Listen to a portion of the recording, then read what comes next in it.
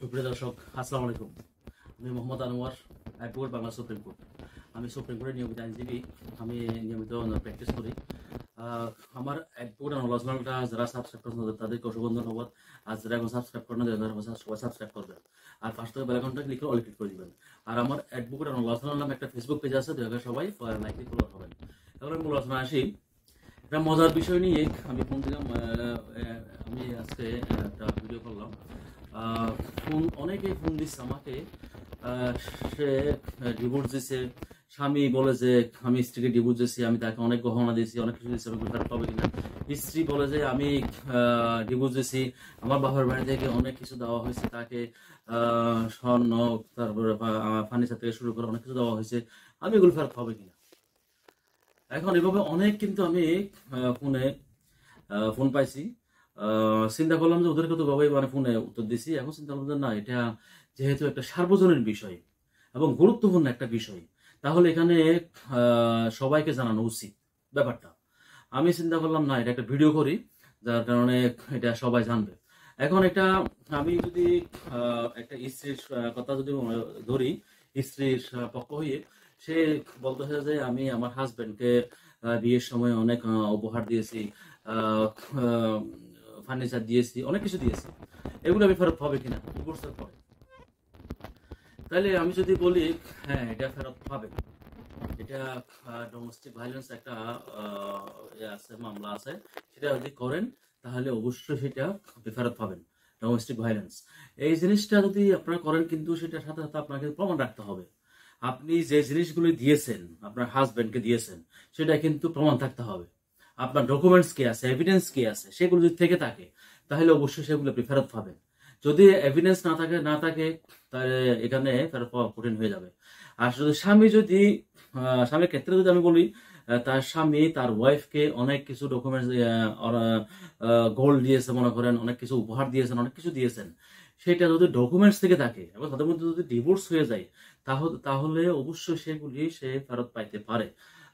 Domestic violence যে মামলার যেটা একটা সুযোগ আছে, সেখানে সেই পদ্ধতির মাধ্যমে, সেই মামলার মাধ্যমে আপনারা অবশ্যই সেটা ফেরত পাইতে পারেন যদি ডকুমেন্টস থেকে থাকে। অনেকেই এইসব বিষয়ে আমাকে প্রশ্ন করে। প্রশ্নের পরিপ্রেক্ষিতে এখন আমি অনেককে উত্তর দিয়েছি সার্বজনীনভাবে, কিন্তু উত্তর দেওয়াটা আমি প্রয়োজন মনে করছি, যার কারণে আমি আজকে এই ভিডিওটা করলাম। এটা কিন্তু আমাদের সমাজে অহরহ ঘটনা করতেছে বিয়ের সময়।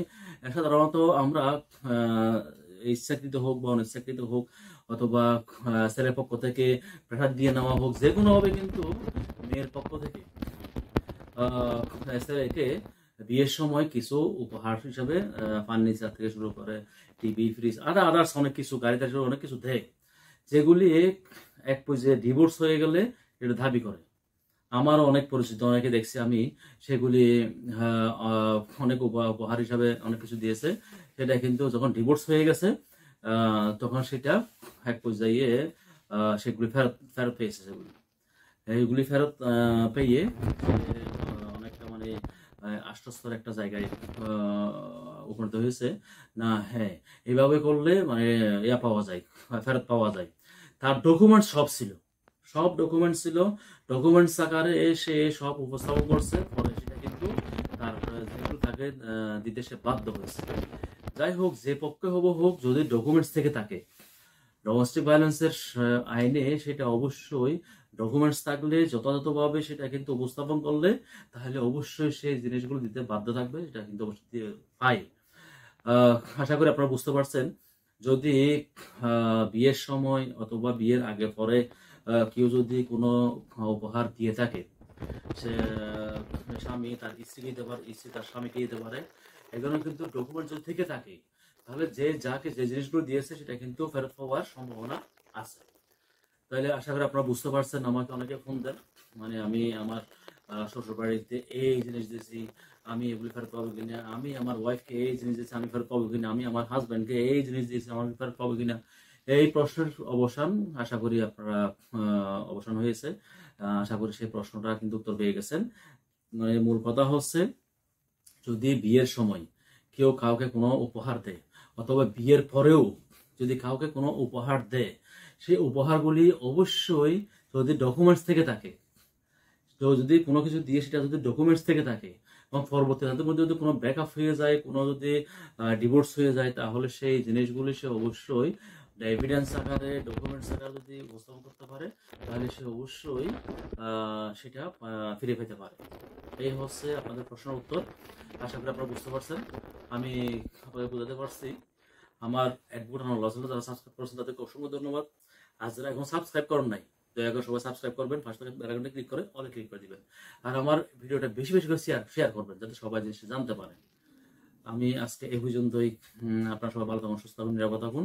আর এই বিষয়ে যদি কারো কোনো ফোন থাকলে স্ক্রিনে আমার নাম্বার দেওয়া আছে, আপনারা ফোন দিতে পারেন। আমি যদি কোনো কারণে ফোন রিসিভ করতে না পারলে আপনারা ফোন দিবেন। আমি যেহেতু নিয়মিত আইন প্র্যাকটিস করি, কোর্টে থাকলে আমি হয়তো ফোন রিসিভ করতে পারি না, আপনারা পরে ফোন দিবেন। এই বলে আমি আমার ভিডিও শেষ করলাম। আসসালামু আলাইকুম।